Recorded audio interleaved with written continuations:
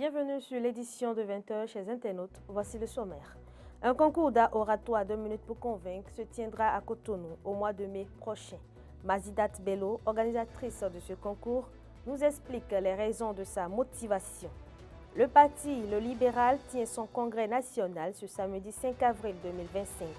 À cet effet, le porte-parole du comité d'organisation nous donne les détails sur ce congrès.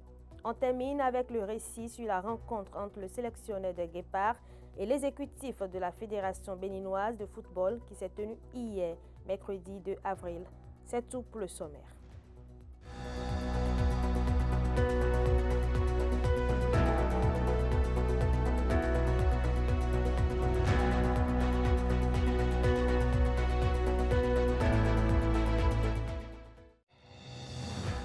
À nouveau, bonsoir.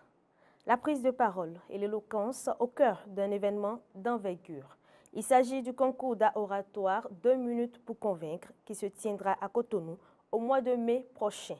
Une initiative qui porte la signature de Mazidat Bello, une béninoise résidente en France. À travers cette compétition où le verbe sera mis en avant, elle entend mettre en avant l'importance de l'art oratoire. Suivez dans cet extrait Mazidat Bello, l'organisatrice du concours, qui explique les raisons l'ayant motivé cette initiative. Alors, 2 minutes pour convaincre a été fortement motivé par une seule raison, c'est pouvoir promouvoir la prise de parole concise. Parce qu'on remarque de plus en plus que les gens aujourd'hui, notamment les jeunes, n'arrivent pas à s'exprimer de façon pertinente, à dire les choses essentielles qu'il faut en peu de temps. Et donc la notion du temps demeure un facteur que les gens perdent souvent de vue.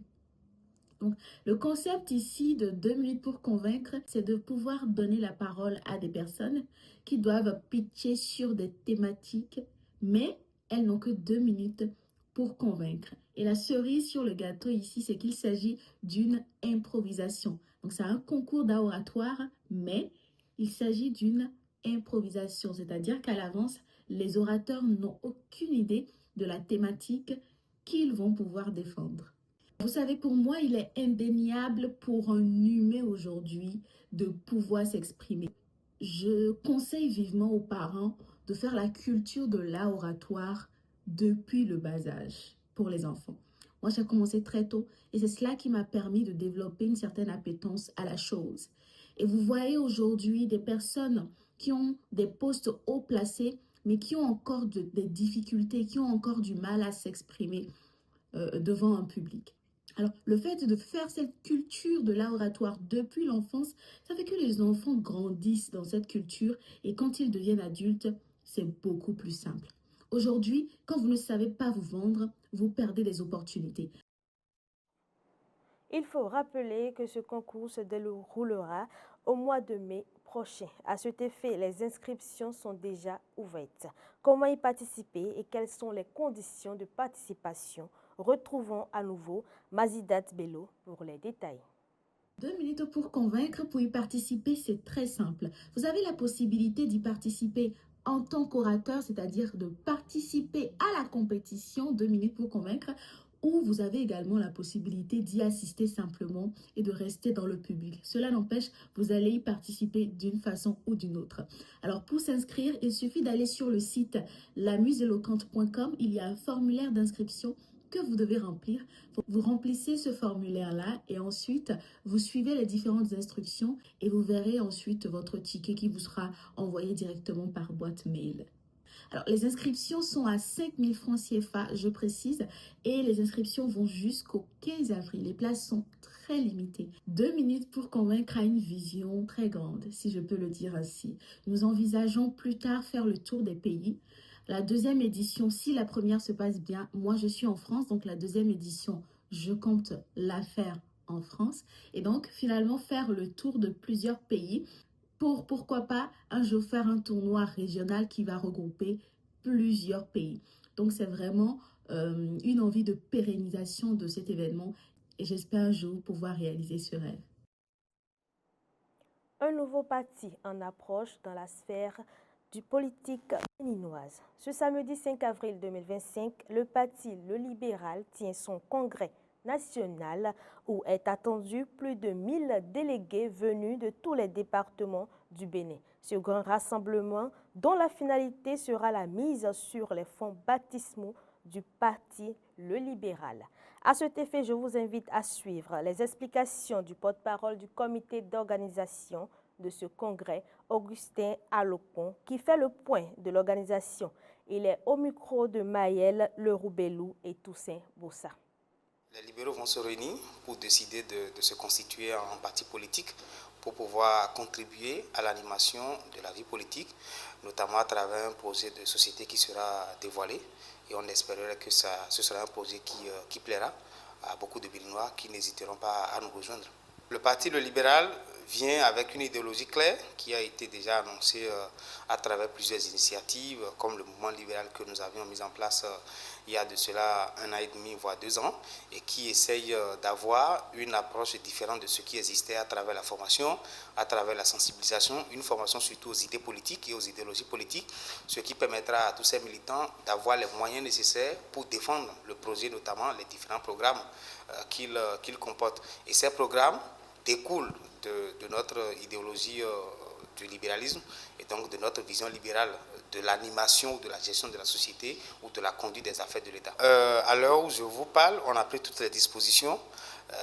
Effectivement, ce n'est pas une situation qu'on aimerait vivre ou qu'on apprécierait particulièrement que des mouvements politiques ou des partis politiques soient empêchés d'exercer leur liberté d'association, leur liberté de réunion. Nous, de notre côté, nous avions pris les dispositions et on espère qu'il n'y aurait pas d'embûches, qu'on espère qu'il n'y aurait pas d'handicap qui nous empêche de tenir notre congrès comme cela se doit. Qui dit parti politique parle forcément d'aspiration et d'ambition politique. À cet égard, le parti Le Libéral entend apporter une nouvelle dynamique et un regard neuf sur l'animation de la vie politique au Bénin. On retrouve à nouveau Augustin Alocon, toujours avec Maël Roubelou et Toussaint Bossa. Un parti politique, avant tout, c'est un discours, ou avant tout, c'est un programme qui est articulé en discours, un discours qui est incarné par une personnalité, pour dire qu'un parti politique, après tout, c'est une incarnation, ce que Richard Boni-Orou incarne parfaitement. Et donc, nous avons une vision claire qui est indiquée dès le début. Et donc, nous allons essayer de la mettre en œuvre à travers nos programmes.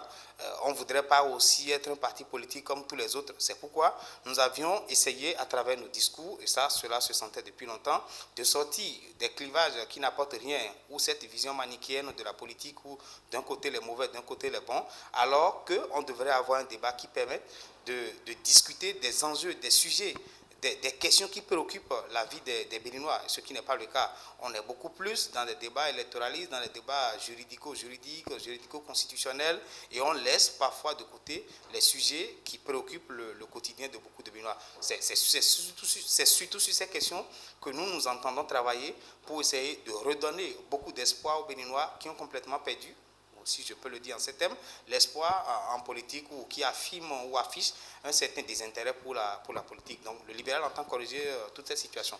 Évidemment que 2026 est en vue, mais on ne va pas se cacher qu'un parti politique a aussi l'ambition d'aller conquérir le pouvoir d'État et de pouvoir l'exercer. Vous savez très bien que c'est l'une des fonctions essentielles ou fondamentales d'un parti politique. Nous n'en sommes pas là, mais nous ne cachons pas aussi notre ambition de rêver ou notre ambition de contribuer significativement à l'animation de la vie politique béninoise. Si 2026 peut y contribuer, tant mieux.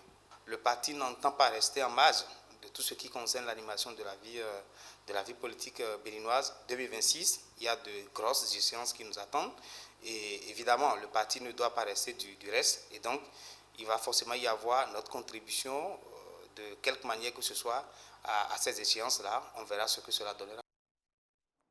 On parle sport pour refermer cette édition.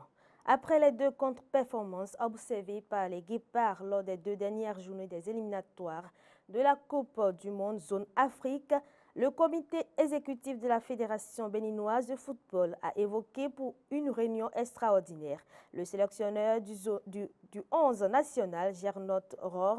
Cette rencontre qui s'est tenue hier au siège de la Fédération a permis aux 2 parties d'aborder plusieurs sujets clés dont l'avenir des Guépards et les mauvais résultats obtenus lors de la dernière fenêtre internationale.